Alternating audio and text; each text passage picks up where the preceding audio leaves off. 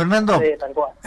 contanos qué es, te estamos como conociendo, presentando, o esto que, por lo que nos decías, recién ayer, si bien data de hace un tiempo más, pero recién ayer está disponible para ver a los que les interesa.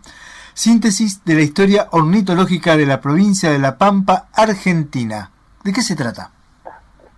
Así es, un artículo que, bueno, recién ayer fue publicado, pero bueno, se empezó a gestar en el año 2017, más que nada como una obligación, pues, porque nosotros dentro de la carrera de doctorado tenemos que cumplir con determinados créditos para poder doctorarnos, y en eso la forma de obtener los créditos es tomando cursos de posgrado. Uno de esos cursos lo tomamos acá en la Facultad de Agronomía y lo dio Eve Besuri, que ella es una antropóloga muy reconocida en Argentina, que ha tenido montones de premios, USAID, John Bornal, montones.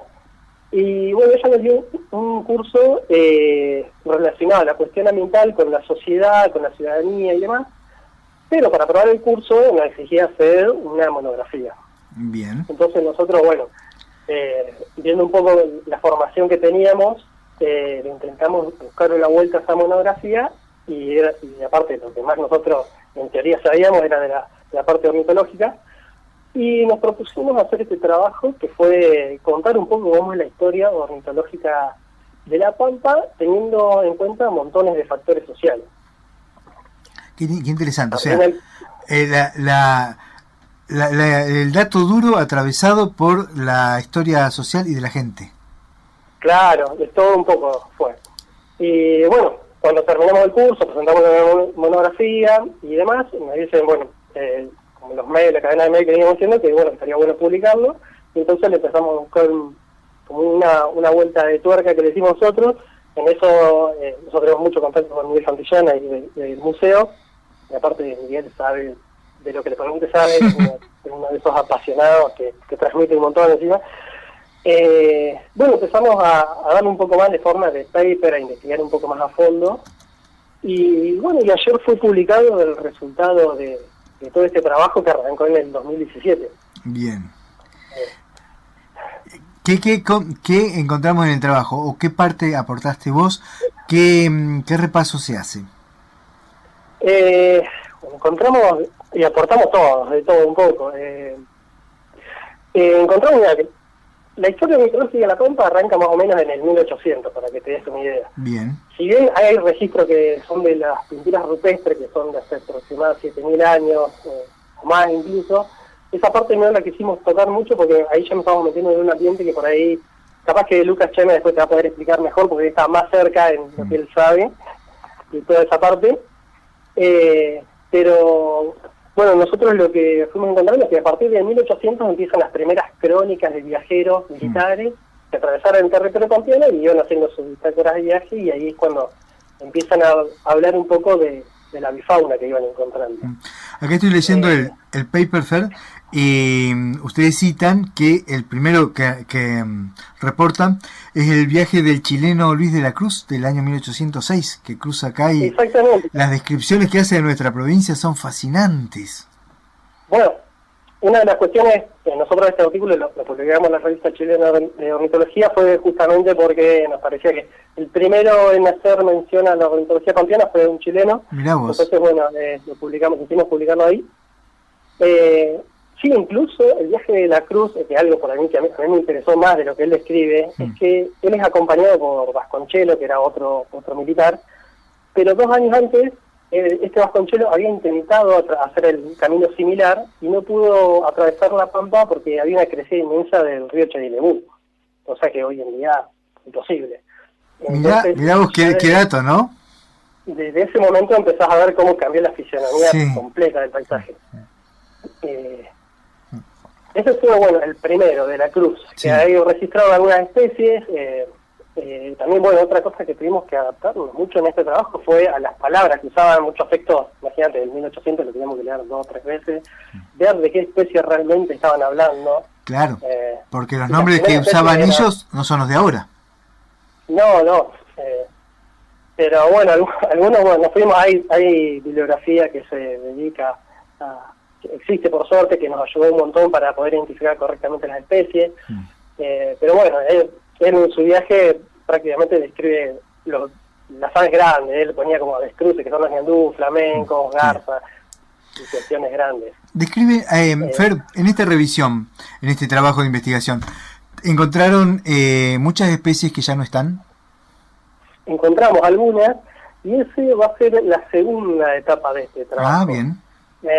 Que es, nosotros este trabajo un poco nos basamos en una tesina de grado, que incluso Lucas Cheme el otro día la mencionaba en su Facebook, que es de Fernanda González Mazzoni. Ella, a través de una recopilación también de bibliografía, más que nada de los libros azules y amarillos de catastro que hay acá en la provincia, Sí. cuando se hizo la diversión parcelaria, ella empezó a recolectar información sobre los mamíferos que habían estado presentes en la provincia, como el yaguareté, el pecarí, el agüero guazú y algún otro. Entonces, bueno, nosotros nos reunimos con ella porque es una amiga y nos brindó un marco teórico que nos sirvió un montón para hacer lo mismo, pero con la fauna, con las aves. Nada, y bueno, a partir de eso ya después salió un montón de cosas, de bichos que... Mira, para que tengan una idea, el último registro que hay de la Pampa, que lo hizo Marco Cenizo y los colaboradores, datan de que en la actualidad hay 317 especies, creo, de aves. Bien. Hubo algunas fluctuaciones, pero nosotros en toda la recopilación de material hay alrededor de 360 especies. Entonces, para que tengan una idea que todos estos cambios que hubo probablemente perjudicaron a un montón de especies. Bien. Cuando hablas de cambio, ¿a qué te referís, Fer? Tenés, por ejemplo, bien marcado, se nota cuando se hace la represa a los Núbiles. Ajá. Tenés después de las conquistas y las campañas al desierto, cuando se empieza primero a ganar territorio a los pueblos originarios y después empieza la llegada del blanco o el criollo que nosotros ponemos ahí, que es lo que, bueno, la bibliografía como lo pone, para producir las tierras. Ahí también se empieza a cambiar mucho la fisonomía del paisaje vegetal, los pastizales empiezan a ser transformados en tierras de cultivo, los bosques de caldén empiezan a ser deforestados para hacer tierras de cultivo, o también, bueno, la madera fue muy utilizada, más que nada durante la Segunda Guerra Mundial. Entonces hubo diferentes componentes que fueron alterando todos los ecosistemas pampeanos. O sea, tenemos procesos históricos o políticos que en determinado momento se reflejan en un recambio, en alguna modificación en la bifauna pampeana. Sí, más que nada la frontera agrícola ganadera es una que si bien arranca por ahí desde 1920, 1930 en adelante, pero es una de esas bien marcadas y que últimamente ha sido muy estudiada. Bien. Pero bueno, en el río Chadelebú, los cambios en el río Chadelebú, nosotros registramos especies ahí, como por ejemplo el tordo amarillo, que es una especie que no está más en la Pampa y está considerada en peligro de extinción a nivel nacional, que ahora se encuentra en la Estero Liberal y estaba, porque el ambiente de ahí era muy similar al de la Estero. Qué interesante punto de vista para medir algo que es un poco difícil de medir, que es el impacto que ha tenido, que ha producido Mendoza con su apropiación del salado y del Chadelebú y del Atuel en el ecosistema pampeano, ¿no? Que siempre es difícil porque se te ha perdido en gran parte lo que es la línea de base, el punto cero, porque es poco lo que nos queda de cómo eran la provincia hace 200 o 300 años. Digo, estos pequeños elementos son un indicador de cómo ha evolucionado el sistema o ha involucionado el ecosistema. Totalmente. Bueno, el caso del río Tuel o todos los bañados de la Tuel, todos son muy famosos porque primero las especies que hubo, por ejemplo, el aguaraguazú, que es una especie muy de pantanal, de lugares bien húmedos, y también se perdieron. Lo mismo, bueno, el yaguareté es una especie relacionada por ahí a los bosques, a selva, hoy ya no se encuentra más, está extinta en La Pampa y en casi todo el territorio argentino, solo hay unos pocos ejemplares en algunas provincias. Pero bueno, toda fauna que nosotros la tuvimos y la perdimos por la acción del hombre. Y en el caso de las aves, mencionabas en particular tordo amarillo. Sí, el tordo amarillo, bueno, como una especie que hoy en día también es emblemática dentro de lo que es la conservación de las aves en Argentina. Hay proyectos que se están encargando de recuperar un poco sus poblaciones. También está ubicado más que nada en la zona de Entre Ríos, Corrientes, la zona de lo poco que queda. Hay muchos esfuerzos de conservación metidos ahí, Y bueno, nosotros es una especie esa que sabemos que estuvo en la Pampa. ¿Y por qué estaba ahí? Porque los ambientes eran similares a los del estero liberal. Claro. Esa era la realidad. Sí, eso Entonces, me un río parece... modificó todo. Me parece muy fascinante eso que estás contando. Pensar el oeste pampeano que en algún momento fue similar a los esteros del Liberá, ¿no? Digo, qué buena imagen, qué imagen fuerte que en el caso particular mío me aportás, ¿no?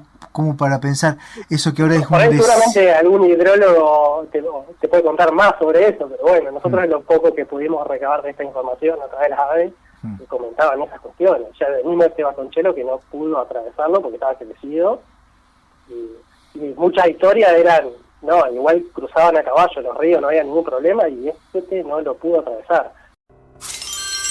El Faro.